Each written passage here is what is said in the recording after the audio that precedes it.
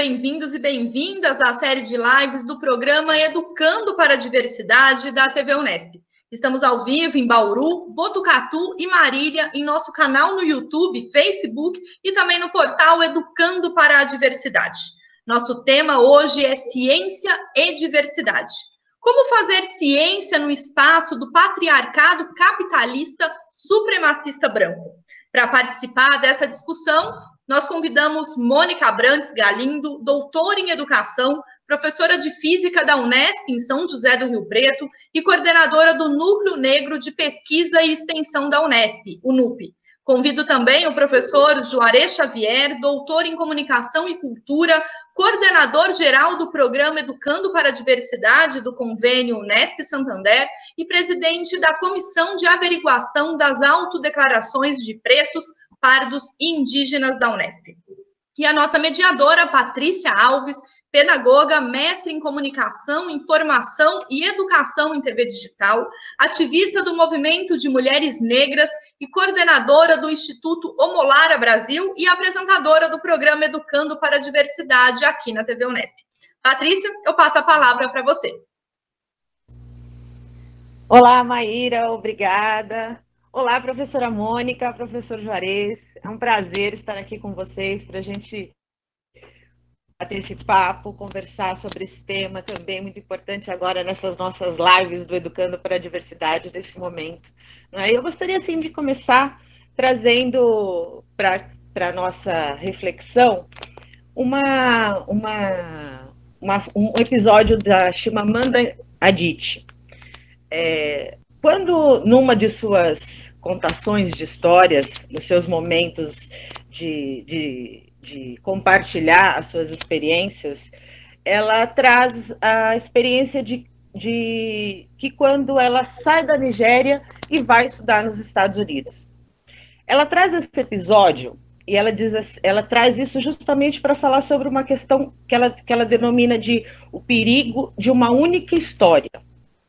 Ela traz essa experiência quando ela, chegando nos Estados Unidos, conhece a sua colega de quarto, e a sua colega de quarto, por ignorar absolutamente toda a sua história, ignorar que a África se trata de um continente, ignorar todas as realizações de nigerianas e nigerianos nas artes, na medicina, na legislação e tudo mais, acaba conversando e lidando com ela numa maneira de reforçar alguns estereótipos negativos.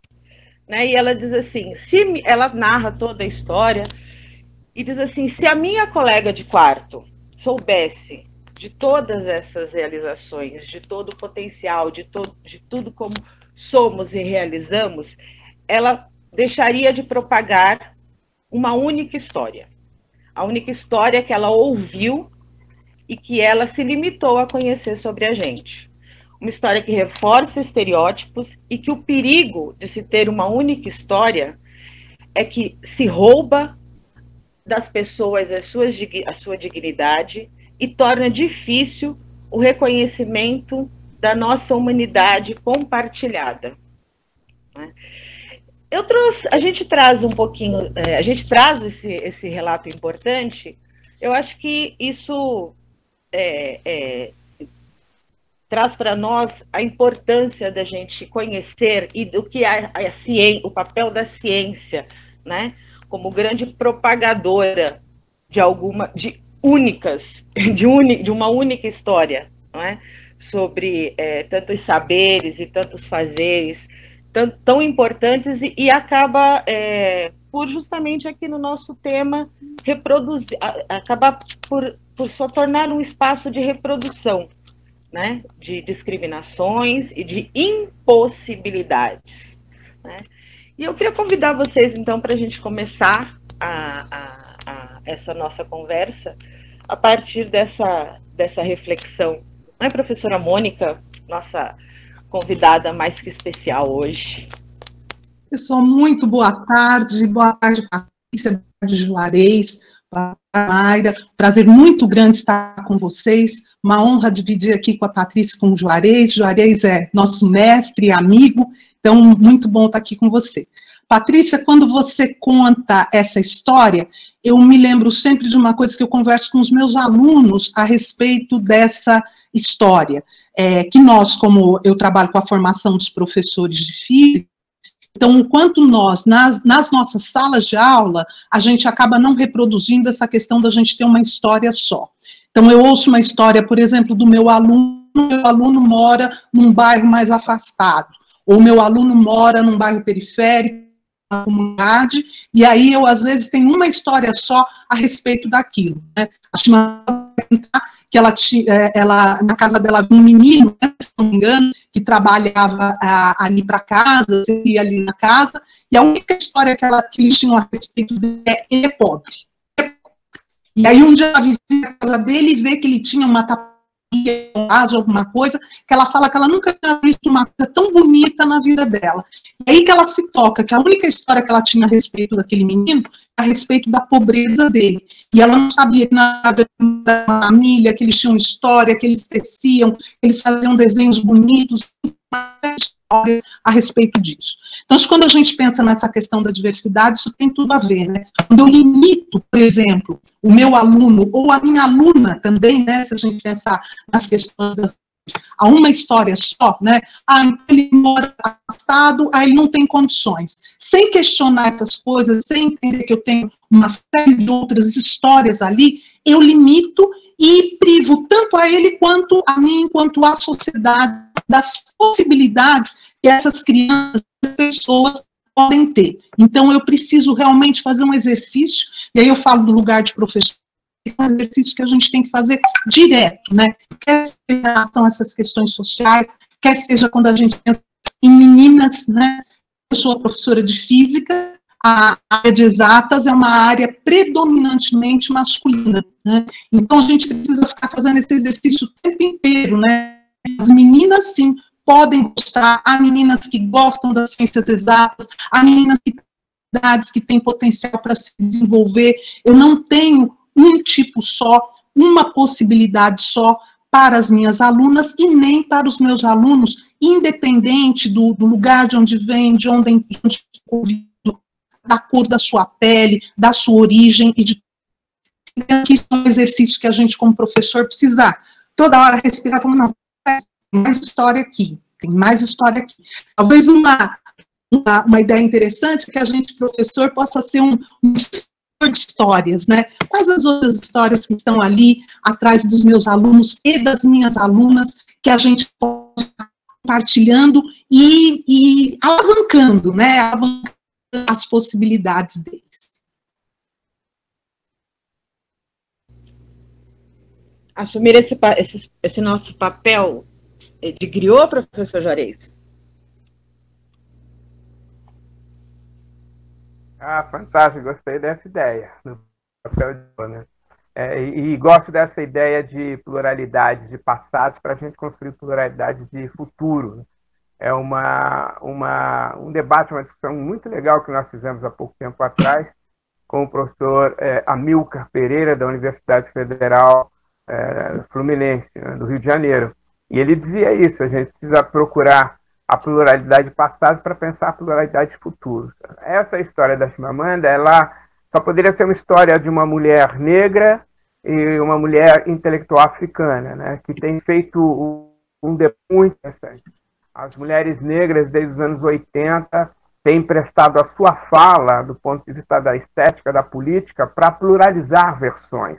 É por isso que criou-se um conceito importantíssimo, chamado interseccionalidade, que é uma construção de mulheres negras, né, pelo mundo afora, que procurava articular a leitura que você faz de gênero, a questão de classes sociais, que sempre é um debate importante nas discussões das desigualdades, e a questão étnica-racial, a questão do negra, tinha que vir de uma mulher negra uma sensibilidade como essa. Eu queria trazer para o nosso debate, como nós estamos discutindo diversidade e ciência, um relato da revista Nature, agora de junho, no seu editorial de 9 de junho, publicou uma reflexão sobre a questão do racismo e a relação política do racismo com a universidade.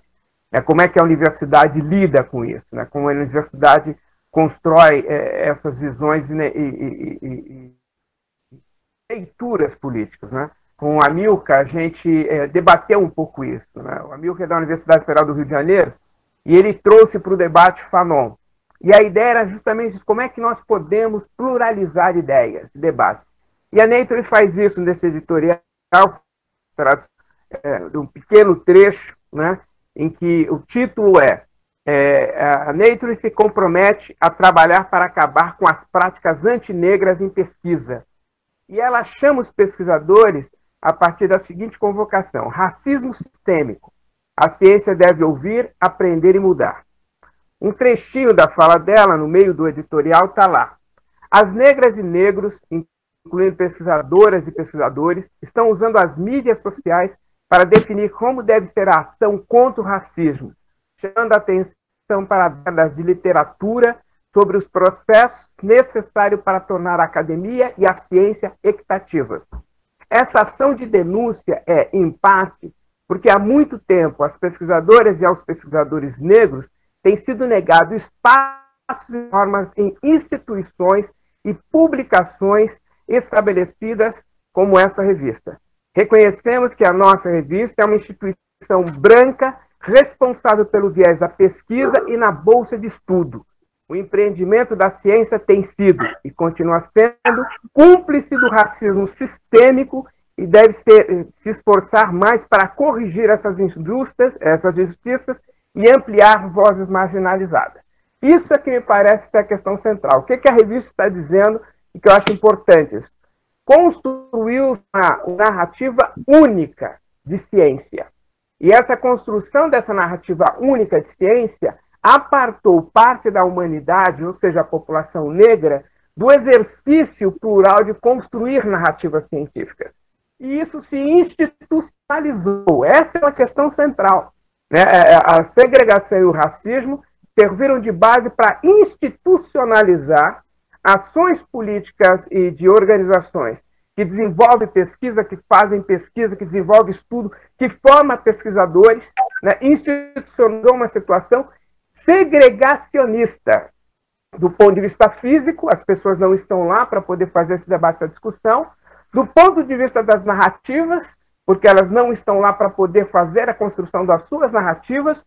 Do ponto de vista político, forma nessas instituições, pessoas que vão dirigir o Estado, o mercado e parte da sociedade. E, acima de tudo, do ponto de vista cognitivo, você parcializa as possibilidades de ampliação das caixas cognitivas de compreensão sobre a realidade. O resultado final disso é que, ao invés de você compreender a realidade, você passa a explicar a realidade, a partir de um único modelo paradigmático. Então, parece-me que essa é a questão central da fala de Chimamanda, né? Se você não pluraliza as possibilidades das narrativas na ciência, você corre o risco de, muitas vezes isso aconteceu, de transformar a ciência, que deve ser um instrumento de compreensão da realidade, num instrumento para explicar a realidade. De transformar a ciência, que deve ser crítica, analítica, plural, transformadora, quase num dogma para poder justificar uma estrutura social de privilégio e de negação de direitos. Por isso que eu achei fantástico quando ela diz, né, nega a humanidade do outro, né? Eu acho que essa é a questão central da crítica feita pela proposta política que ela apresenta de superação dessa situação. A ciência, portanto, deve dialogar, ouvir e mudar no sentido de fazer com que a compreensão da realidade implique a necessidade da pluralidade humana, cognitiva, epistemológica e, acima de tudo, uma realidade capaz de incorporar as pessoas no seu estatuto de cidadania e humanidade, como se prevê qualquer projeto civilizatório digno de estar presente no século XXI. É certo. E quando a gente fala, quando a gente está conversando nessa direção, dentro dos espaços que estão formando, que estão trabalhando, como você disse, né, Mônica, que estão trazendo para os olhares, né, da educação e para essas novas pessoas que estão formando outras pessoas, é importantíssimo que a gente traga os referenciais teóricos, né, de intelectuais, pessoas negras, né, que fazem a reflexão sobre isso em diversos espaços na educação, que podem auxiliar que a gente traga esse olhar, que traga essa humanização, né, para esse exercício do olhar. A gente tem uma mudança na episteme, né, com esse exercício. É verdade. E eu fico pensando, ouvindo o Juarez, uma coisa que talvez seja muito presente, mesmo quando a gente não pensa exatamente nesse aspecto mais profundo que ele diz, é como essa questão ela vai ficando naturalizada, né? A gente ouve e fala, parece assim que você até leva um susto, né? Fala, puxa vida, eu nunca pensei nisso, nunca tinha reparado isso, né? Ele, né, o Saramago diz, né, se você vê, repara, né? E acho que uma função interessante da gente na universidade, mesmo desses espaços que a gente está tendo agora, é ajudar um pouco a gente a começar a ter esse olhar um pouco nesse aspecto. A gente vira e pergunta, quantas referências, quando você estava na tua graduação ou na sua pós-graduação, de autores negros você usou? E a pessoa fala, nunca pensei nisso, nem sei, né? Não sabe, ou nunca pensou, né? Por exemplo, autores ou ideias que saem daquele eixo, né, americano e europeu, você já usou. Né? E aí a gente nem precisa, a gente pode pensar nas questões de África, mas pode pensar, inclusive, nas questões sul-americanas, né? Nós temos aqui perto de nós, né, os outros países sul-americanos parece que não existem, né? Quem já leu um autor argentino, né, a gente lê, mas muito menos, né? E aí também, inclusive, em relação a nós mesmos, né? A Angela Davis, quando ela esteve aqui no Brasil, ela deu uma né, boa na gente, porque ela foi muito bem recebida, e ela tem que ser mesmo, né? É uma feminista, uma figura muito importante em termos de mulheres negras em especial, mas a palestra inicial dela, olha, fico agradecida, que legal que vocês me recebem bem, mas vocês têm aqui Lélia Gonzalez, né? E ela fala da Lélia Gonzalez, fala, olha, eu Lélia Gonzalez, eu sei a respeito dela, e eu tenho certeza que, infelizmente, muitas de nós nunca ouviram falar, ou acaba sendo, né, um conhecimento muito restrito, muito pouco. Então, essa questão, né, de naturalizando, e sem se dar conta, de repente, que a gente tem só um formato de conhecimento e só algumas referências, vai ficando entranhado na gente. Então, acho que esse momento a gente tem começado a abrir um pouco o olho e falar, opa, tem mais coisa aí, tem gente aí, tem mulheres coisas, negras e negros fazendo coisa, tem outros lugares do mundo onde as coisas acontecem, né? Então isso é muito, muito importante. Vou dar um exemplinho também aí também da minha sala de aula. Nós temos o costume, em uma das disciplinas, de trazer projetos, né, currículos de outros lugares do mundo. Então eu peço para os alunos, eles devem fazer uma pesquisa do estado de São Paulo, de outros estados, né, do Brasil, de qualquer lugar do mundo, né, só para a gente ter uma referência, né, para ver mais ou menos. E um dia um aluno trouxe um currículo de Angola, né, e aí, olha, todo mundo, né, falou, olha, é mesmo Angola, né, e o quanto a gente se tocou, né, falou assim, olha, como é o estudo da física em Angola, né, e Angola tem as escolas de física. E aí a gente ficou, né? Como é que será? Será que é diferente? E o nosso aluno trouxe uma série de informações ali, e aí a gente, de novo, né, se toca e fala assim, olha, a gente nunca parou para pensar, ou não se deu conta de olhar para esses outros lugares da maneira como tem que se olhar mesmo. Estudando, se a gente está com os professores, em outras alternativas, muito provavelmente esses lugares, né, a Angola tem muito mais a ver com a gente do que às vezes essas referências que a gente pega americanas para pensar em outros lugares, né? Então isso é muito importante, às vezes está apagado. A gente acha que é assim mesmo e se esquece de pensar, de buscar essas outras alternativas. É que a gente compreende, né, a estrutura da nossa sociedade, a gente compreende como as desigualdades e como as intolerâncias e como a resistência à questão da diversidade, como elas acontecem, né? Existem esses autores que trazem essas discussões, né? E que trazem as discussões se reivindicando como sujeitos, né? Como Beatriz Nascimento, né? Por exemplo, que é uma referência para nós mulheres negras também, quando reivindica essa postura de sujeito do seu estudo, né? Trazendo a questão da cultura. Tudo isso faz muita diferença, né, Juarez? Para a nossa formação e para a gente compreender em que espaço a universidade está inserida, né? Sim, eu acho que essa observação feita pela Angela Davis tem que ser estendida para todos os campos, né? Desde as atividades de enfrentamento ao racismo na sociedade, as discussões estéticas e as discussões na universidade. Tem grupos muito significativos e importantíssimos de setores na universidade que têm feito um debate muito consistente sobre a questão do racismo na ciência. Gosto muito da leitura de um ativista intelectual ensaísta norte, Cornel West, que tem sido uma referência importante nesse debate. Ele faz parte de um conjunto de pesquisadoras e pesquisadores negros que têm se debruçado sobre essa reprodução do supremacismo na ciência, a partir da ciência. Ele não nega a ciência para poder fazer a crítica da ciência.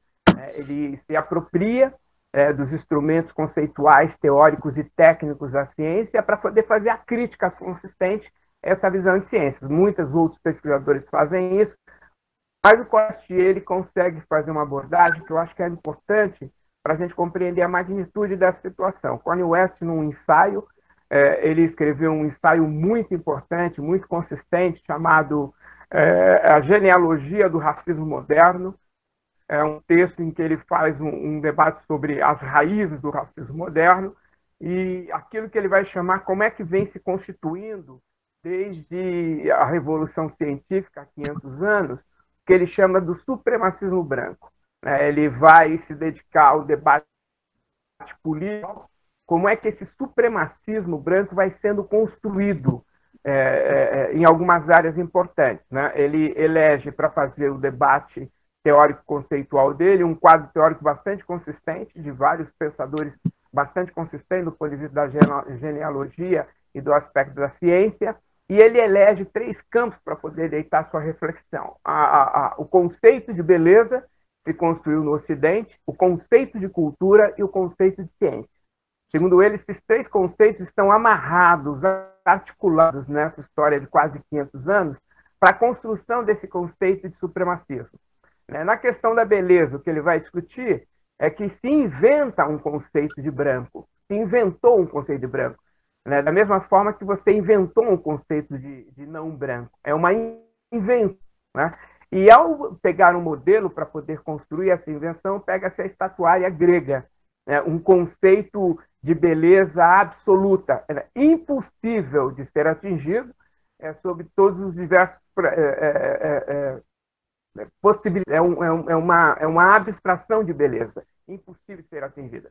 Mas é uma beleza que a ela está associada à questão da verdade, o critério da aceitação, o critério da harmonia.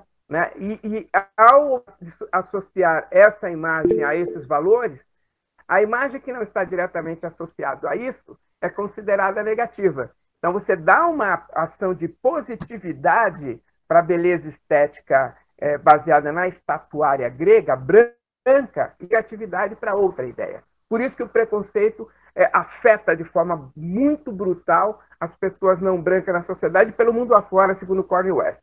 O segundo aspecto é a cultura.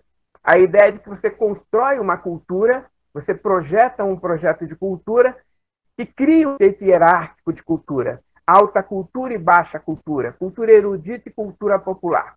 Então, tudo aquilo que está fora dos códigos da chamada cultura erudita não serve como cultura. Por isso, muitos pensadores, por exemplo, no Brasil, têm dificuldade de compreender um movimento como o funk, tem dificuldade de compreender movimentos sociais estéticos construídos na periferia, né? E não considera isso como cultura. Então, esse processo de você hierarquizar cultura aceita, incluída, erudita, e uma cultura segregada, faz parte de um processo de aceitação daquilo que se chama de supremacismo branco, porque normalmente a cultura branca que é tida como uma cultura de melhor qualidade. E, por último, a questão que ele vai se debruçar é sobre a questão da ciência. Isso eu acho importante.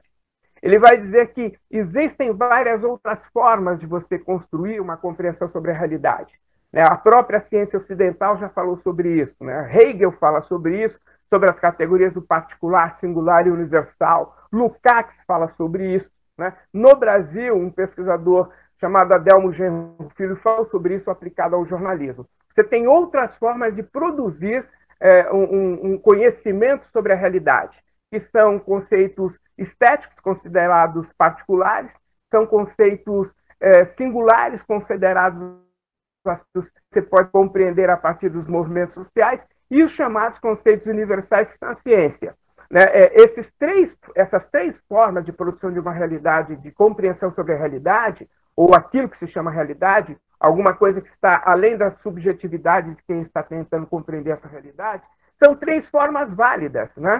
Eu posso compreender uma realidade a partir de um romance, posso compreender a partir de uma reportagem jornalística e posso compreender a partir da ciência. Por exemplo, eu consigo entender a violência contra a população negra ouvindo a música dos Racionais MC.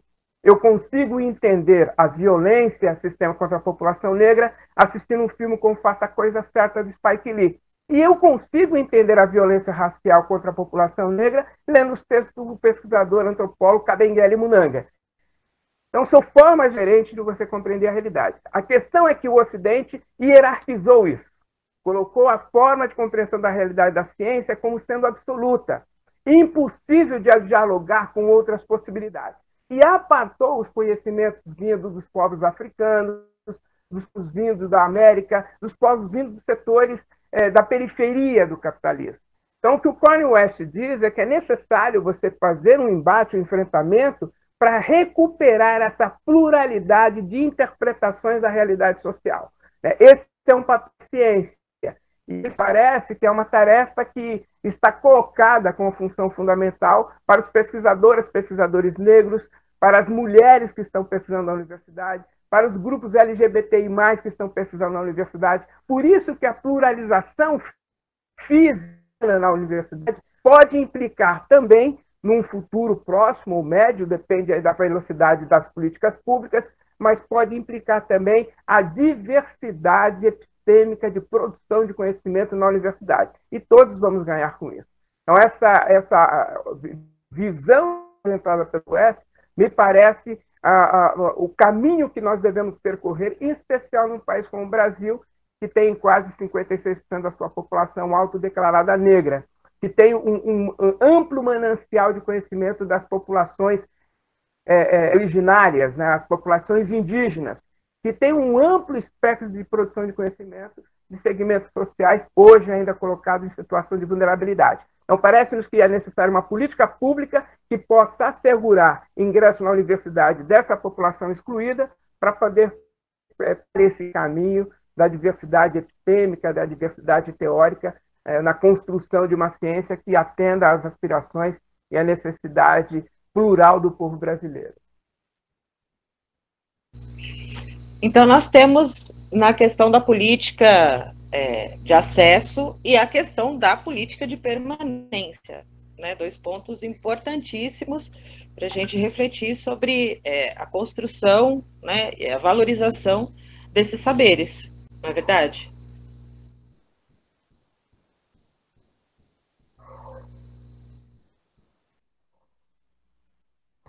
Professora Mônica, fundamental. Eu acho que é fundamental considerar isso, eu gosto também da abordagem das pesquisadores estão falando sobre isso. A questão, por exemplo, do acesso e permanência é fundamental. Acho que você tem uma primeira fase que é o ingresso, aí você tem uma fase da acomodação desse processo, e aí você tem uma fase que eu gosto de chamar de acumulação primitiva de conceitos, quando você começa a ter uma máscara capaz de fazer a observação de realidades diferentes. Há uma ensaísta norte-americana, pesquisadora, professora universitária, chamada Bell Hooks, que tem feito esse debate. A Bell Hooks ela tem enfrentado esse debate, que eu acho que é um debate na área mais dura da discussão científica, né, que é sobre a visão construída, a episteme construída na universidade, a teoria construída na universidade, a metódica construída na universidade e o aspecto deontológico na universidade. Né? Do ponto de vista da episteme, observa que você faz uma ciência que reproduz o modelo, aquilo que a Maíra disse no início do nosso encontro. É um modelo patriarcal, capitalista, supremacista branco. A ciência acaba reproduzindo isso como instituição, como bem observou. Precisa criar mecanismos para superar esse tipo de episteme, construir uma possibilidade de uma leitura plural sobre a realidade. Do ponto de vista teórico, que é você colocar na negligência outros tipos de conhecimento.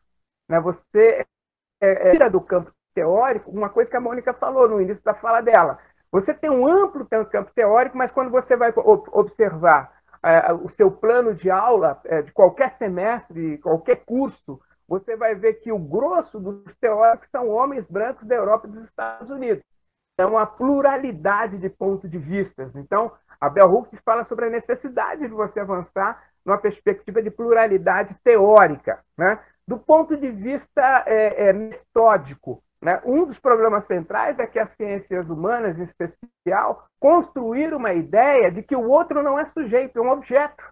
Né? É um objeto que você pode observar, que você pode esquadrinhá-lo. Né? Você sai a campo para observar um objeto, né? E não um sujeito cognoscível e cognitivo, né? Um sujeito de ideias. Né? Hoje tem se apostado muito em superar esse mecanismo metódico de objetivação do outro, né? De observar o outro como um pintor capacitado e inteligente de observar questões fundamentais. E a quarta dimensão que a Bell Hooks fala, que eu acho interessante, não propriamente com essas palavras, mas na reflexão dela, é o desafio o desafio deontológico, o desafio ético. Né? Max Weber constrói a ideia de que a ciência ela precisa ter uma neutralidade axiológica, ou seja, ela não se posiciona. O problema é quando a gente observa o longo espectro histórico, né, e o horizonte temporal da história da ciência, como faz o Cornel West, você vai vendo que essa ciência ela constrói uma narrativa. Ela constrói uma narrativa que cria mecanismo de supremacismo. A ciência, ao longo da sua história, ela desidratou a figura da mulher, né, como parte do seu projeto. Né? Ela criou o outro como objeto a ser observado. Né? Ela constrói uma narrativa de supremacia. No Brasil, por exemplo, no século XIX, inventou-se uma coisa chamada racismo científico, né, que tinha espelhamento com outras teorias racistas pelo mundo afora. Então, essa ciência ela permitiu a construção de mecanismos que fez com que a população acessasse, a partir de privilégios das políticas públicas, o capital econômico, o capital cultural, o capital social e o capital político. Então, romper com essa suposta neutralidade axiológica da pesquisa científica é uma necessidade fundamental, né, decisiva. Como a ciência, todas as ciências são humanas, como a ciência é feita por pessoas, por seres humanos, por humanos, é necessário que ela assuma a sua intencionalidade humana, né, em qualquer campo do conhecimento. Então, parece-nos que o enfrentamento epistêmico, teórico, metódico e deontológico é uma das questões assim, fundamental para uma pluralização da produção da ciência, para que ela perca essa sua marca supremacista, como muito bem observou o Cornel West. Verdade. E eu estou lembrando, né, quando você está falando também daquela questão da diversidade, né, a gente vê a diversidade como uma vantagem, né, como uma coisa boa, né, e tem 3 pontos, né, além desses que você está falando, né, quando a gente pensa na cultura, né, a gente tem uma diversidade em termos culturais, ela é um valor importante, né? Ela é um valor importante, a gente pensa na construção de uma cultura de paz também. Então, pensar que eu tenho a diversidade, que eu tenho outras formas de pensar. E um outro aspecto, eu sei que isso não deveria ser talvez o que nos mova, mas que eu acho que é importante a gente citar, esse, por exemplo, que mesmo numa sociedade capitalista como nós temos, as empresas sabem o valor da diversidade, né? Então, há pesquisas, né, saiu um estudo, eu tenho o mais recente, em 2017, 2018, e ela vai falar, de uma empresa americana, que ela vai falar que as empresas que têm de executivos uma maior diversidade, elas têm mais lucro, né? Porque elas conseguem também trabalhar dessa forma melhor. E vai falar ao contrário, quando eu vou ver as empresas, né, que têm menos lucro, elas também estão usadas dentre aquelas que têm uma menor diversidade. Então, você vê, por todos os lados que a gente vai vendo a diversidade como sendo uma coisa importante. E aí a questão da ciência também, né, quando a gente pensa na ciência, que é, na verdade, abordar o problema, quando eu tenho a diversidade, eu tenho a possibilidade de ter vários olhares para aquilo, né, e variados, né, desde quando a gente pensa homens, mulheres, quando a gente pensa em criações diferentes, quando a gente pensa pessoas que vieram mesmo de um cotidiano diferente, aí por isso podem olhar para aqueles problemas de uma outra forma, então aquilo também é uma vantagem em termos da ciência. Quando você falou, né, a respeito da questão de como a gente olha para quem participa da ciência, né, a gente já tem buscado, pelo menos no discurso, né, pessoas como participantes da pesquisa, né? Então, trocar aquele de objeto, de sujeito, para participante.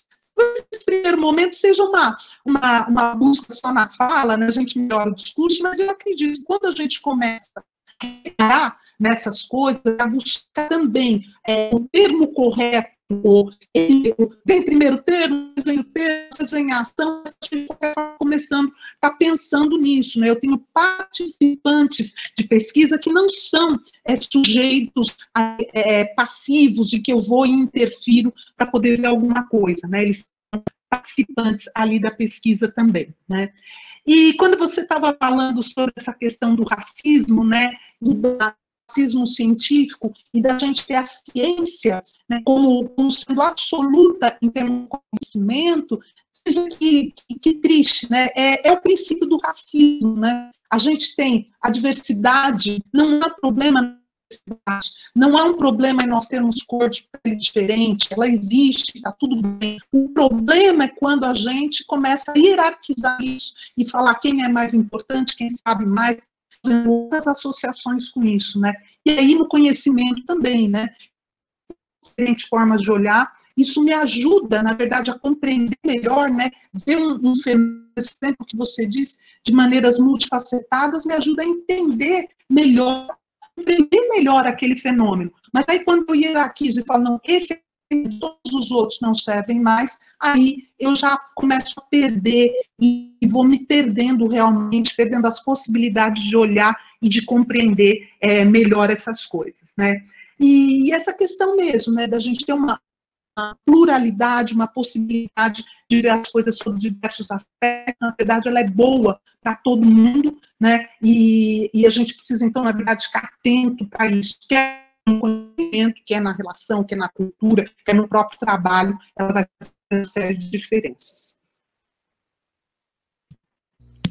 E quando quero retomar um pouquinho um aspecto sobre a questão da hierarquização dos saberes, não é? E do que se toma por modelo, que se estabelece, né? Se cria uma padronização daquele saber e se diz que aquele é o saber correto em detrimento de outros saberes e construção de outros saberes, né?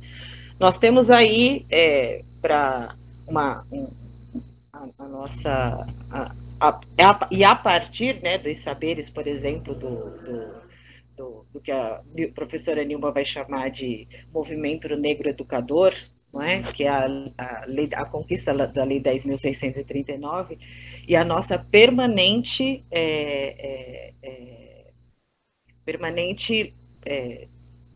batalha, né, para que essa lei se efetive, para que a gente consiga que esses saberes e fazeres, esses saberes afro-civilizatórios sejam, de fato, reconhecidos e valorizados em todos os espaços, né, de educação. E existe, a gente sabe, a questão da resistência, né, e a partir dessa visão de uma hierarquização de saberes que a gente sabe que está pautado na visão eurocêntrica, que foi a que fundou uma ideia de país, que foi a que fundou uma ideia de Brasil, que se pensa perpetuar e reproduzir, né? A ideia que a gente, a partir dessa permanente reivindicação e também criação de estratégias para que esses conhecimentos sejam reconhecidos e valorizados, nós temos muitas pesquisas dentro da universidade, né? E nós sabemos também a dificuldade dessas pesquisas serem realizadas por conta dos espaços, né? De aceitação das propostas e de construção desses pesquisadores se construírem como pesquisadores nessa área. Queria que você falasse um pouco disso a partir da educação, professora Mônica, da sua experiência. Sabe, enquanto você fala, Patrícia, eu estou me lembrando, né, de uma coisa, nesses tempos mais recentes aí, você vê, o ex-ministro, quando sai, ele pega e faz, né, tira aquela portaria que vai integrar das cotas, né, para a pós-graduação, né? Então, se a gente está falando dessa questão da diversidade e da importância da gente ter a diversidade, a gente começa também, obviamente, pela diversidade de pessoas dentro da universidade, né? Então, quando eu tenho, na verdade, esse ato simbólico muito forte, que é, na verdade, revogar uma lei que, veja, isso é importante, mas que era um incentivo às cotas na pós-graduação. Não era nem uma questão, né, de aumento de verba, não era uma questão de incentivo financeiro, era incentivo, era organizar, ter comissões internas, era poder o MEC ter equipe olhasse isso, era a CAPES poder ter quem estava na pós-graduação, e aí o ministro pega e revoga isso, quer dizer, é um indicativo falando assim, olha, de ser contrário, né, de dar um sinal muito forte de que isso não é importante. Então, a gente não pode aceitar, e a diversidade, ela começa ali, por esse aumento, né, por a gente ter por a gente ter outras pessoas trabalhando e fazendo da ciência dentro da universidade também. Desculpa, Patrícia, que eu perdi um pouquinho, você estava falando da educação, me fala de novo, me perdoa. Na perspectiva da gente como as conquistas políticas para a educação, né, como é como é a Lei 10.639, a 11.645, né, que nós temos trazendo para esse espaço de que você é um espaço de valorizar os saberes e os fazeres, onde a gente traz como conhecimento, como realização, né, de outras culturas, para se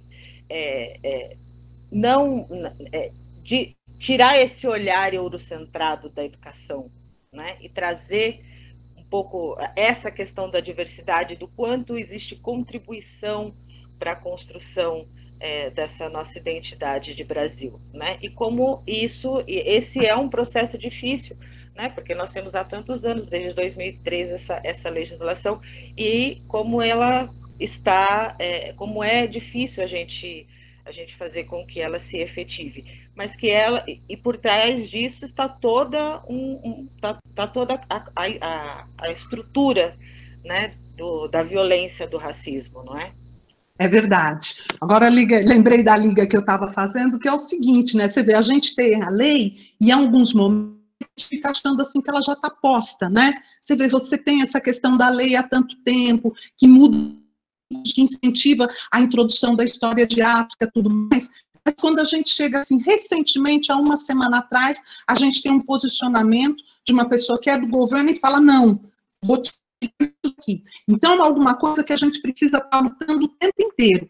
E mesmo a efetivação da lei, quando a gente já tem a lei, ainda assim a gente tem um problema, porque a efetivação, ela chegar efetivamente na escola, ela fazer realmente esse currículo mudar, essa questão da escola, a cultura africana está sendo introduzida efetivamente dentro da sala, ela é problemática até hoje, né? Nós temos redes, nós temos professores que às vezes não sabem como fazer, resistem à possibilidade de fazer. Se a gente não tem nem a lei, isso daí ainda fica mais difícil ainda. Há muito pouco tempo nós tivemos uma escola que teve um problema muito grave porque ela escolheu um determinado livro que trazia africana, se não me engano, e alguns pais reclamaram, fizeram um escândalo em relação a isso, né?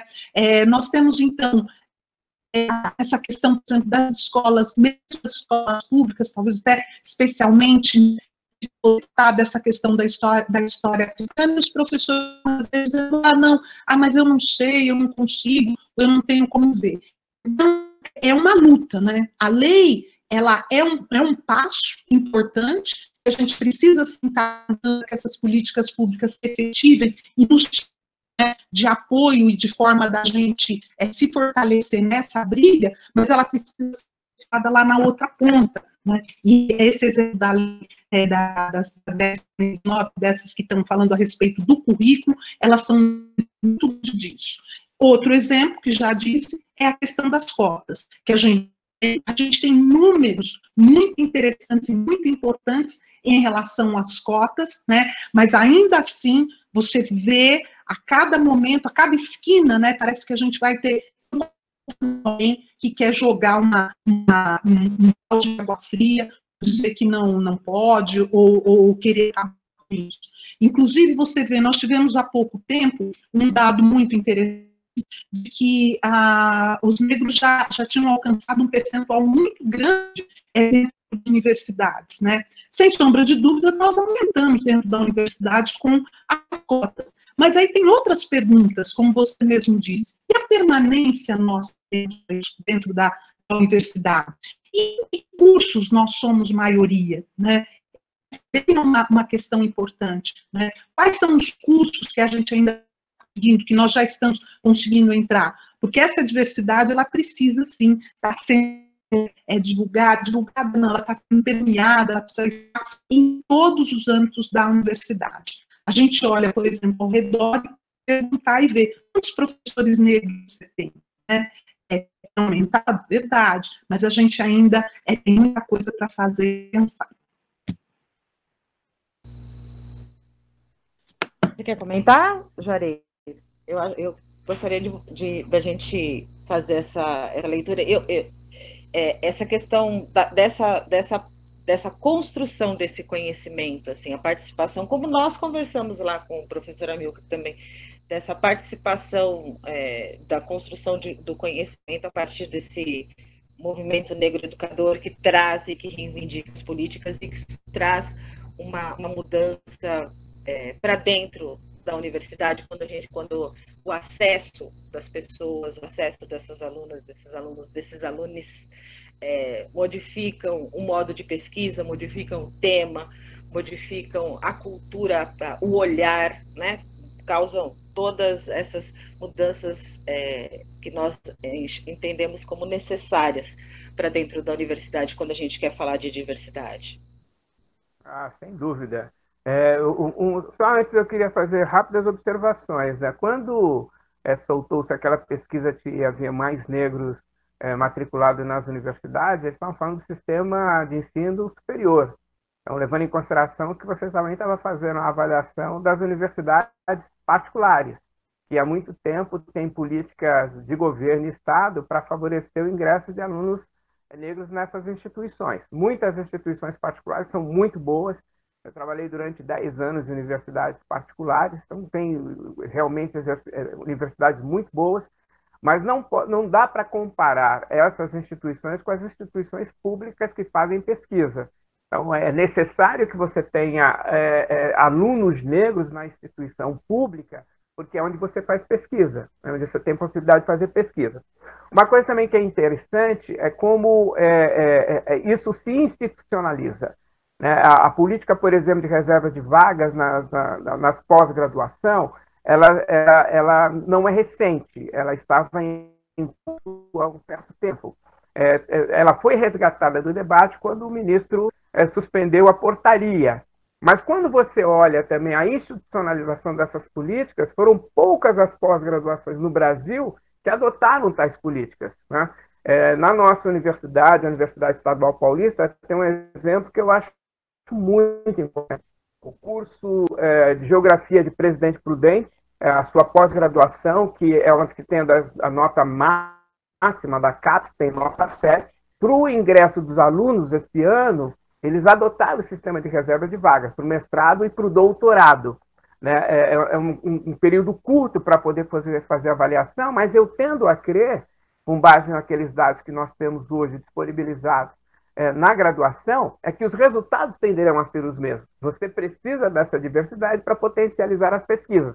Então, é importante que você também rompa com a certa cultura cristalizada no âmbito da ciência, no âmbito da pesquisa, no âmbito da educação, que trocou o sinal. Né? Se no século XIX, até a primeira quarto do século XX, se falava de uma certa superioridade racial, hoje é uma ressignificação de ações políticas para impedir o ingresso da diversidade. Então, se fala hoje da má formação, da assimetria na formação do ensino básico, das dificuldades que tais alunos teriam. Então, você mudou o discurso, mas continua ainda criando mecanismos que impedem o ingresso da população não branca na universidade. Né? Outro aspecto também interessante é que, supostamente, tais políticas favorecem um grupo específico étnico-racial. Essa é a maior demonstração de ignorância sobre as políticas públicas. No Brasil, as políticas de reserva de vagas conquistadas a duras penas pelo movimento social de negros, que é um movimento educador, quando elas foram adotadas, elas universalizaram o acesso à universidade. Você tem, por exemplo, mais meninas, mais mulheres ingressando na universidade. Então, consegue romper e fragilizar a política do patriarcado. Você tem alunos de escolas públicas, antes do advento das políticas de reserva de vagas, os alunos de escola pública eram minoria nas universidades públicas. Eles passaram a ter um ingresso maior a partir dessas políticas, e você tem, obviamente, o ingresso da população negra, mas também de uma população identificada com lutas políticas e bandeiras específicas, que é a população LGBTI+. Então, você tem aspectos importantes da pluralidade. Né? O que parece paradoxal nessa história é que quando você conquista políticas concretas para a população negra, você universaliza o acesso de pobres e pessoas em condições de vulnerabilidade ao acesso daquela política. Foi assim na saúde, é assim na educação superior também. Então, essa compreensão me parece importante. Né? E por que eu acho que é fundamental? Porque você usou uma expressão fantástica. Os movimentos sociais são movimentos educadores. Nesses últimos 40 anos, o movimento social de negros avançou, na minha opinião, muito mais do que a academia na compreensão da realidade social da população negra. Foi o movimento social de negros que identificou a violência sistêmica contra a população negra, a violência do Estado contra a população negra. Foi o movimento social que identificou a violência contra a mulher, né, antes da academia ter se manifestado. Foi o movimento social que se manifestou contra a violência à população LGBTI+, antes da universidade ter se manifestado. Então, é importante considerar que esse movimento social educador, ele também é vanguarda. E por que ele é vanguarda em relação à universidade? Esse que eu acho que é um ponto importante. Porque ele atua naquilo que Frantz Fanon falou, dos espaços do não ser. Né? Você tem um espaço de ser e um espaço de não ser instituído na sociedade em função do apartheid. Né? O espaço do ser é o espaço que define quais são as linhas políticas de pesquisa que têm validade acadêmica, quais são os quadros quadros teóricos de referência, quais são os paradigmas necessários, quais são os que serão financiados ou não. Né? O ex-ministro da Educação, ele enunciou na sua fala de saída do Ministério qual era a área de ser que ele queria privilegiar. Ele disse isso, né? Onde é que deveriam ser investidos os recursos da educação. E você tem a área do não ser, onde o movimento social atua, né? Onde estão aqueles que estão diretamente expostos à violência, à segregação, à brutalidade, à violência física e sistêmica, que também produz conhecimento.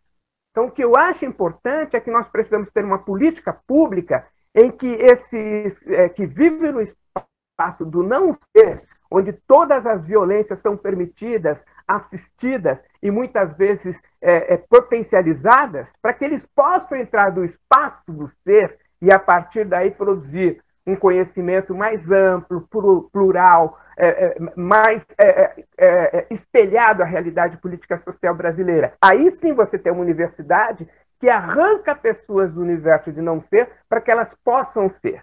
Um dos dados mais extraordinários que eu tenho visto na discussão sobre a questão da pandemia é quando você vê um ministro de Estado dizendo que o Brasil não tinha conhecimento de 38 milhões de pessoas. Então, são esses 38 milhões de pessoas que são chamados, que vivem no espaço do não ser. Mas são eles que estão, por exemplo, inventando novos mecanismos de solidariedade na favela. São eles que estão criando mecanismos de gestão do território. São eles que estão repensando possibilidades estéticas inovadoras. São eles que estão pensando possibilidades de superação de aspectos da violência, da saúde mental. São eles que estão desenvolvendo tecnologias sociais importantíssimas para a realidade social brasileira. Então, parece-me que o grande exercício teórico, político, conceitual que no movimento social de negros tem defendido no Brasil é que você faça com que essa população que vive no espaço de não ser, onde toda a violência é permitida, possa ter acesso ao espaço de ser, para que elas possam sair de uma percepção percebida da sua realidade para uma percepção real, a partir do quê? Do estudo, da compreensão teórica, da formulação conceitual. Né? O país ganha com isso. O país sai fortalecido com uma posição como essa. Né? Os pequenos processos que nós estamos fazendo de pluralização do acesso ao ensino superior têm mostrado isso. Você já tem uma massa crítica sendo formada muito importante no Brasil. Os dados da Associação Brasileira de Pesquisadores e Pesquisadores Negros têm mostrado isso. Né? Existe uma massa de jovens não brancos em todas as grandes universidades públicas e algumas universidades particulares, como as confessionais. Né? Essas pessoas estão fazendo pesquisas que não eram de áreas que não eram observadas antes pela ciência, têm criado novas metodologias de abordagens dessa população, têm criado condições de compreender essa realidade diversa e têm contribuído para a expansão do conhecimento universitário do Brasil. Então, você tem tido hoje uma experiência concreta de que essa política é a política do ganha, ganha, ganha, ganha. Ganha a sociedade, ganha a ciência, ganha a população e ganha a instituição universitária, aquela que faz pesquisa, aquela que é financiada socialmente para fazer pesquisa, particularmente as universidades públicas.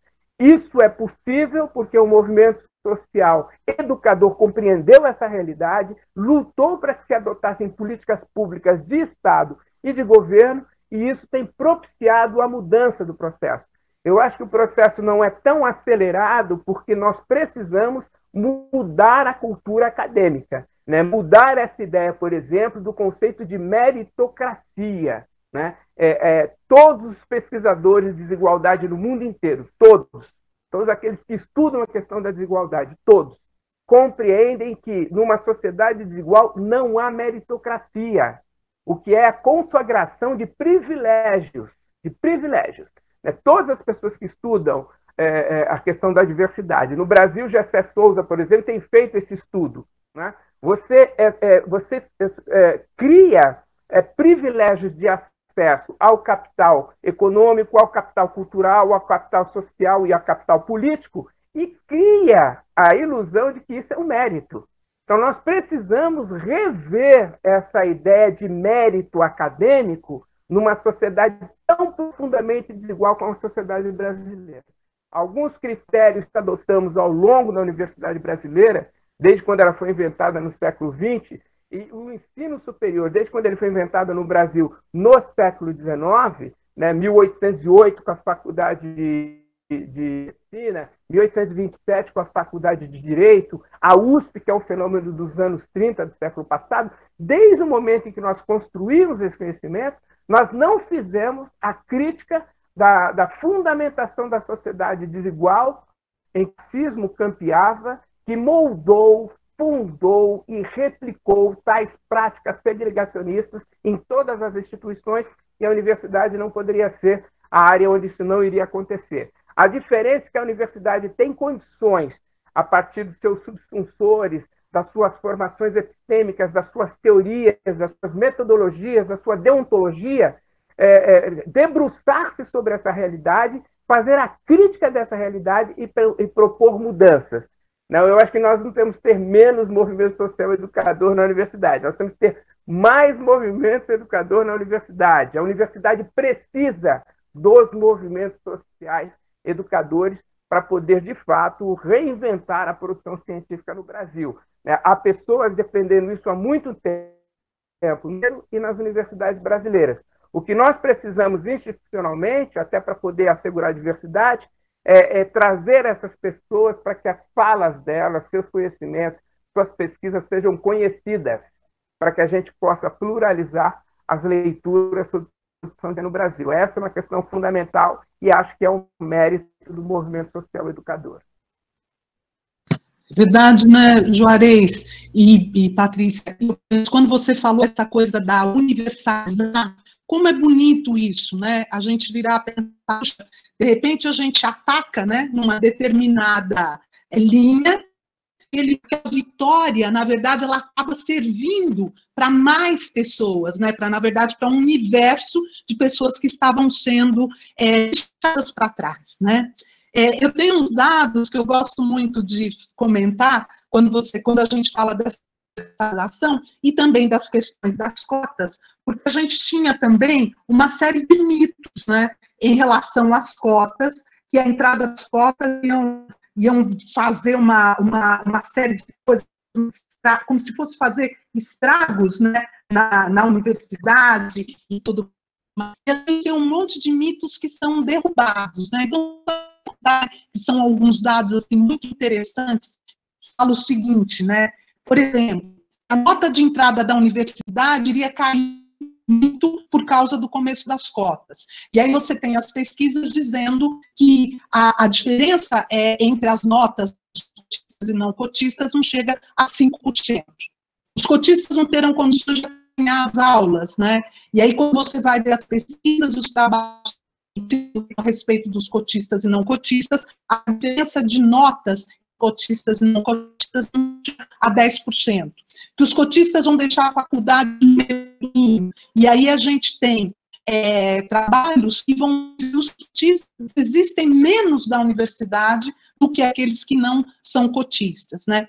Os cotistas serão profissionais despreparados, e quando a gente tem, depois de formados, o número de pessoas com emprego, e sem emprego tem a ver com a questão do próprio curso, e não com essa variável de você ter entrado por cotas ou não.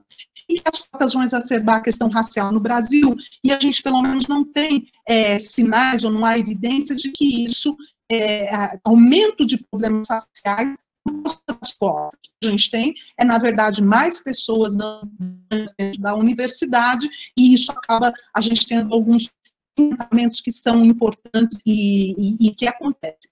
Mas acho que são uma série de dados, trabalhos que têm sido feitos a respeito ajudam a gente a ver e a desmistificar essa história. Então, nós temos dados, né, referências a isso. Mas interessante, há algum tempo atrás, a revista Veja, ela fez uma reportagem a respeito das cotas, né? E ela coloca assim, trouxemos, reportagem de capa, ela diz, né, trouxemos o avanço das cotas, né, o avanço das cotas para avaliar a política a negros e pobres. Veja, examinou uma dezena de estudos e o desempenho de 300 diplomados. O resultado é surpreendente. O resultado é surpreendente, porque é positivo.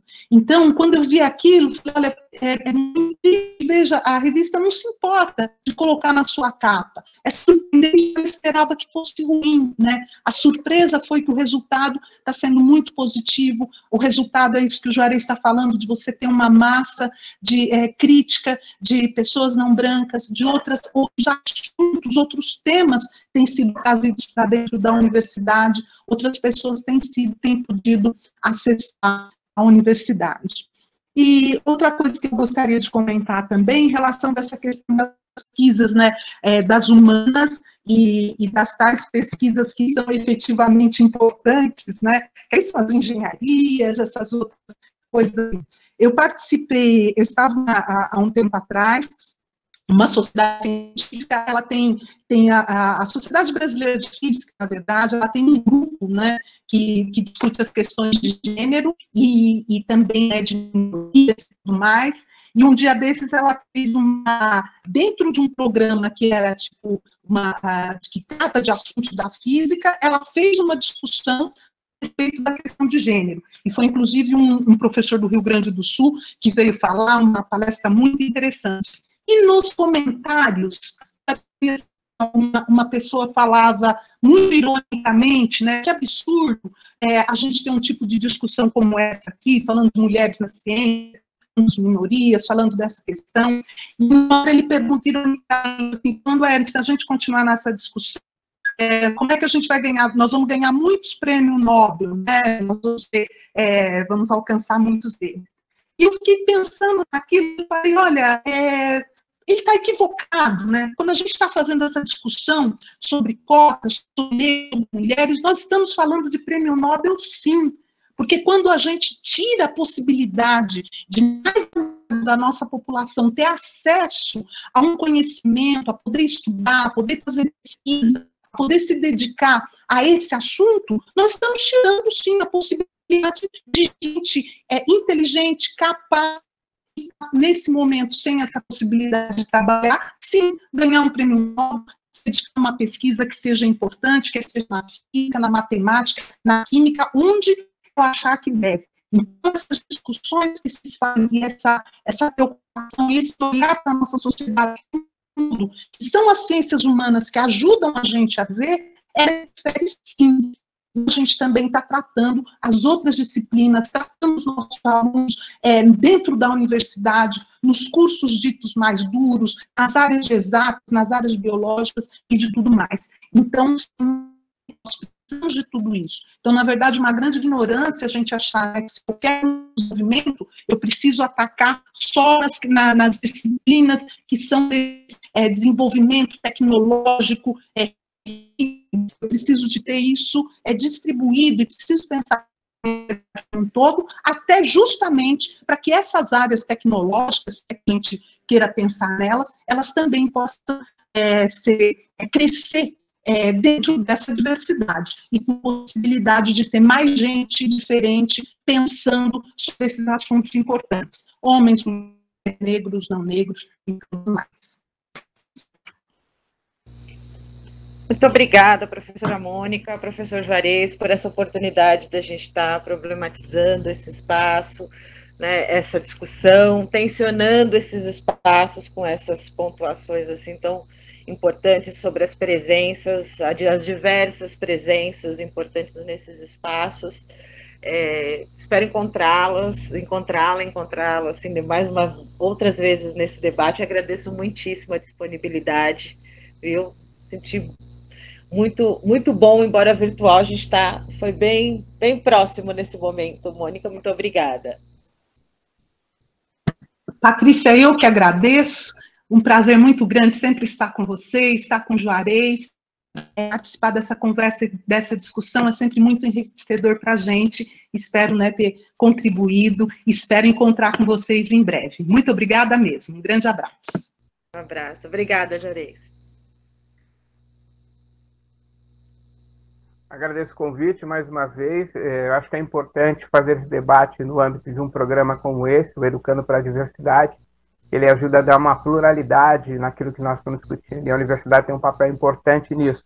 A universidade não pode permitir que a ignorância seja argumento. Como espaço do fazer científico, nós precisamos fazer o debate sobre a realidade factual, aquela que está para além da nossa subjetividade. E nós compreendemos no âmbito desse programa que não é possível você fazer isso sem políticas públicas de Estado, política pública de governo, as quais todos nós temos que nos comprometer e nos responsabilizar pela sua execução. Então, agradeço esse debate e queria finalizar pensando junto com uma pensadora portuguesa que desenvolveu parte da sua pesquisa na Alemanha, Grada Quilomba. Ela fala uma coisa que eu acho fantástico. Nós precisamos enfrentar, com a visão plural de ser negro, as sistemáticas metodológicas instituídas na universidade que só reproduzem o supremacismo. Nós precisamos fazer esse enfrentamento com capacidade teórica, com competência, mas acima do que para poder enfrentar essa situação na universidade, porque todos nós ganhamos com isso, homens, mulheres, negros, pobres, pessoas em condições de vulnerabilidade. Então, muito obrigado pelo convite. Acho que é uma missão importante que a Universidade Pública faz, que a TV Universitária, um programa como esse tem condições de fazer. Obrigada. Volto com você, Maíra. Patrícia, professor Juarez, professora Mônica, é um prazer mais uma vez, ouvi-los debatendo um tema tão emergente, necessário ao se pensar o cenário da ciência e o papel que as universidades, principalmente a universidade pública como a nossa, tem para garantir essa pluralidade de pessoas que fazem ciência e que levem esse conhecimento científico para todas as outras. Então, em nome da TV Unesp, mais uma vez, agradeço a participação da professora Mônica Abrantes Galinto, da Universidade, lá no campus de São José do Rio Preto, do professor Juarez Xavier, da Unesp em Bauru, e a mediação da Patrícia Alves, a apresentadora do programa Educando para a Diversidade, que faz parte do convênio Unesp Santander. Agradeço também a todos que acompanharam a live pelos nossos canais digitais, no Facebook, no YouTube e também no portal Educando para a Diversidade. Agradeço em especial a professora Fernanda Henriques e o Paulo Rocha pelo apoio na transmissão lá no portal Educando para a Diversidade. Convidamos vocês, então, para acompanhar a nossa próxima live na semana que vem, que vai falar sobre o tema dos movimentos sociais e das iniciativas para enfrentar o impacto da pandemia da Covid-19 nas periferias. Todos os encontros estarão na íntegra lá no nosso canal do YouTube para vocês assistirem e reassistirem quando e onde quiserem. Obrigada a todos mais uma vez, um abraço e até a próxima.